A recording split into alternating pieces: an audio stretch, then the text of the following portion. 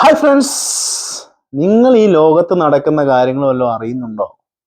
നിങ്ങൾ ഈ ബിഗ് ബോസും ലോക എന്ന് പറയുന്ന സിനിമയും കാര്യങ്ങളും അല്ലാത്ത ഈ ന്യൂസ് ചാനലിൽ വരുന്ന അന്തിച്ചർച്ചകളും ഇന്ത്യയിലെ കുറച്ച് ഇലക്ഷനും BJP, കോൺഗ്രസ്, കമ്മ്യൂണിസ്റ്റ് അവരുടെ കുറെ തമ്മിലടിയും മാത്രമാണോ കാണുന്നത്?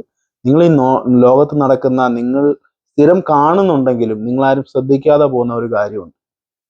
നമ്മൾ കൽക്കി സിനിമ കണ്ടപ്പോൾ പ്രഭാസിന്റെ കൽക്കി സിനിമയിൽ കാണിക്കുന്ന കുറച്ച് കാര്യങ്ങളുണ്ട്. ആദ്യത്തെ ടൈറ്റിൽ സമയത്ത് യുദ്ധങ്ങൾ, ഒരുപാട് യുദ്ധങ്ങൾ, അങ്ങനെ യുദ്ധങ്ങൾ നടന്ന് എല്ലാം സർവനാശം സംഭവിക്കുന്ന ഒരു കാര്യമാണ് കൽക്കി സിനിമയിൽ ആദ്യം കാണിക്കുന്നത്. നിങ്ങൾ ശ്രദ്ധിച്ചു, ഇത് തന്നെയല്ലേ ഇപ്പം നമ്മുടെ ലോകത്ത് നടക്കുന്നത്? എത്ര യുദ്ധങ്ങളായി അല്ലേ? പാലസ്തീൻ, ഇസ്രായേൽ, അതുപോലെ റഷ്യ, ഉക്രൈൻ, ഇന്ത്യയും പാകിസ്ഥാനും, അമേരിക്കയും ചൈനയും മറ്റേ ട്രേഡ് വാർ, ഇപ്പൊ ഇന്ത്യയും അമേരിക്കയും ട്രേഡ് വാർ, ഇപ്പൊ ലേറ്റസ്റ്റ് ആയിട്ട് തന്നെ നേപ്പാളില് യുദ്ധം വെച്ചാൽ അവർ ഇന്റേണൽ അവിടെ അകത്ത് തന്നെയുള്ള അടി.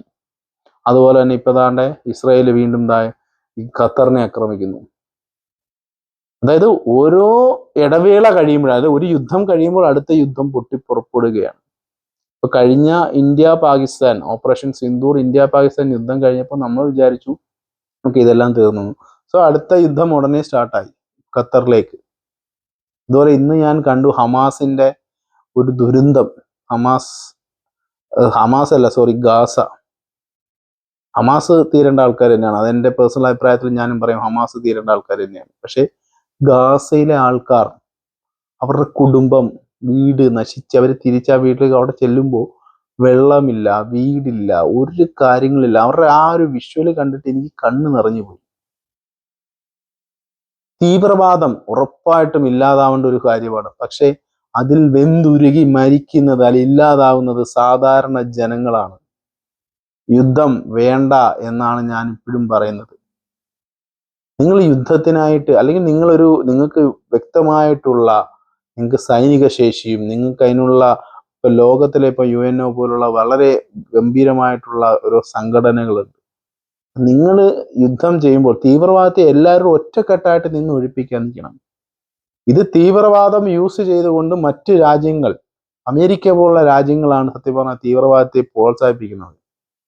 അവരെന്തോ ചെയ്യുന്നു? ഇവർക്ക് കാശ് കൊടുത്ത് ഇവരെ കൊണ്ട് ഇവർക്ക് വേണ്ടി എതിരായി വരുന്ന രാജ്യങ്ങളെ തമ്മിലടിപ്പിക്കുന്നു. ഇപ്പൊ പാകിസ്ഥാനെ വെച്ച് കളിച്ച് ഇന്ത്യയുടെ ആ ഒരു യുദ്ധം നടത്തിച്ചത് മൊത്തം ഈ പറയുന്ന അമേരിക്കയാണ്. ഉറപ്പായിട്ടും ഉക്രൈന് ആവശ്യമില്ലാത്ത ആയുധങ്ങളും കാര്യങ്ങളും കൊടുത്ത് റഷ്യക്കെതിരെ ഇപ്പോഴും യുദ്ധം നടക്കുന്നത് അമേരിക്ക കാരണമാണ്. അമേരിക്കയുടെ ലക്ഷ്യം ലോകം ഭരിക്കുക, എല്ലാവരും ലോകം അമേരിക്കയുടെ കാൽക്കീഴിൽ കൊണ്ടുവരിക എന്നുള്ളതാണ്. ഇപ്പൊ ഇസ്രായേൽ ഖത്തറിനെ ആക്രമിക്കുന്നത് എന്തിനാണ്? അവര് ഗാസയെ സപ്പോർട്ട് ചെയ്തതിന്, ഹമാസിനെ സപ്പോർട്ട് ചെയ്തെന്ന് പറഞ്ഞു. അവരുടെ ഭീകരവാദികൾ ഖത്തറിൽ ഒളിപ്പിച്ചു എന്ന് പറഞ്ഞു.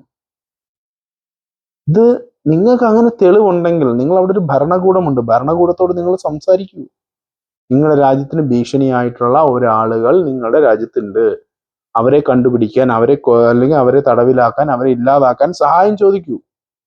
ഖത്തർ അങ്ങനെ സഹായം ചോദിച്ചിട്ട് നിരസിക്കുവാണെങ്കിൽ, അല്ലെങ്കിൽ അവരോട് നിങ്ങൾ ചർച്ച ചെയ്തിട്ട് നിങ്ങളുടെ ഫലം കണ്ടില്ല എന്നുണ്ടെങ്കിൽ നിങ്ങൾ പ്രഖ്യാപിക്കൂ. ആദ്യമേ അവിടെയുള്ള സാധാരണ ജനങ്ങളിലേക്ക് പോകാതെ അവിടെയുള്ള ഈ പറഞ്ഞ തീവ്രവാദ കേന്ദ്രങ്ങളിൽ മാത്രം ഫോക്കസ് ചെയ്യും. അതിൽ ഞാൻ ഏറ്റവും കൃത്യമായിട്ട് എനിക്ക് അഭിമാനം തോന്നുന്ന ഒരു കാര്യം, ഞാനൊരു ഇന്ത്യക്കാരനായതുകൊണ്ട് ഇന്ത്യയാണ്, ഇന്ത്യൻ ഗവൺമെന്റിനെ, മോദി സർക്കാരിനെയാണ്. കാര്യം, പാകിസ്ഥാൻ ഒരു വലിയ നരഹത്യ ഇന്ത്യയിൽ നടത്തിയപ്പോൾ, സാധാരണ ജനങ്ങളെ വെച്ച് ഒരു കളി കളിച്ചപ്പോൾ ഇന്ത്യ തിരിച്ച് ഒരു സാധാരണക്കാരനെ പോലും കൊന്നില്ല. അവിടെ ഇന്ത്യ കൃത്യമായിട്ട് അവരുടെ എല്ലാ തീവ്രവാദ കേന്ദ്രങ്ങളും നോക്കി അടിച്ചു. അവിടെ ഒരു സാധാരണക്കാരനും അവന് ഒരു ജീവൻ നഷ്ടപ്പെടുകയോ അവന്റെ വീട് നഷ്ടപ്പെടുകയോ ഒന്നും ചെയ്തില്ല. മറിച്ച് പാകിസ്ഥാൻ ചെയ്തെന്താണ്? നമ്മുടെ സാധാരണ ജനങ്ങളെയാണ് ആക്രമിച്ചത്. അതിലാണ് ഞാൻ ഇപ്പോഴും പറയണത്, ഞാനൊരു ഇന്ത്യക്കാരൻ എന്ന നിലയിൽ ഞാൻ അഭിമാനിക്കുന്നു. ഇതുപോലെ മറ്റ് രാജ്യങ്ങൾ ചിന്തിക്കുകയാണെങ്കിൽ, സാധാരണ ജനങ്ങളെ അവനവന്റെ വഴിക്ക് വിടുകയാണെങ്കിൽ, നിങ്ങൾക്ക് ആവശ്യമുള്ള തീവ്രവാദികളെയും നിങ്ങളുടെ ശത്രുക്കളെയും മാത്രം തെരഞ്ഞുപിടിച്ച് നിങ്ങൾ ആക്രമിക്കുകയാണെങ്കിൽ ഈ ലോകം എന്നും നിലനിൽക്കും. നാളെയും എനിക്ക് തോന്നുന്നില്ല ഇപ്പൊ ഈ ഖത്തറുമായിട്ടുള്ള യുദ്ധം കഴിഞ്ഞാൽ ഇപ്പൊ നേപ്പാളിൽ അവിടെ വലിയ പ്രശ്നങ്ങൾ നടന്നുകൊണ്ടിരിക്കുകയാണ്. ജനാധിപത്യമാണ്. അവിടെ അടുത്ത ആൾക്കാർ ഭരണം പിടിക്കാൻ വേണ്ടി പട്ടാളക്കാർ ഇറങ്ങിയിരിക്കുന്നു. അടിയാവുന്നു, വെടിയാവുന്നു, കത്തിക്കലും കൊലപാതകവും. ഇതെല്ലാം ലോകം നശിക്കുന്നു എന്നുള്ളതിന്റെ സൂചനയായിട്ട് എനിക്ക് പേടിയാകുന്നുണ്ട്. നമ്മൾ വളർച്ചയുടെ പുറകെ പോയി നാശത്തിലേക്കാണോ എന്ന് ഇപ്പോൾ പേടിയാകുന്നു. നിങ്ങൾ തന്നെ ആലോചിച്ച് നോക്കും, നിങ്ങൾക്ക് എന്താണ് ഇതിനെ പറ്റിയുള്ള അഭിപ്രായം? നിങ്ങൾക്കും ഇത് തന്നെയാണോ തോന്നുന്നത്? നിങ്ങൾ ഇതെല്ലാം ശ്രദ്ധിച്ചിട്ടുണ്ടോ? ശ്രദ്ധിച്ചിട്ടുണ്ടെങ്കിൽ നാളെ നിങ്ങളുടെ മുമ്പിലും ഇതുപോലെ എന്തെങ്കിലും നടക്കുകയാണെങ്കിൽ നിങ്ങൾ പ്രതികരിക്കും. ബൈ.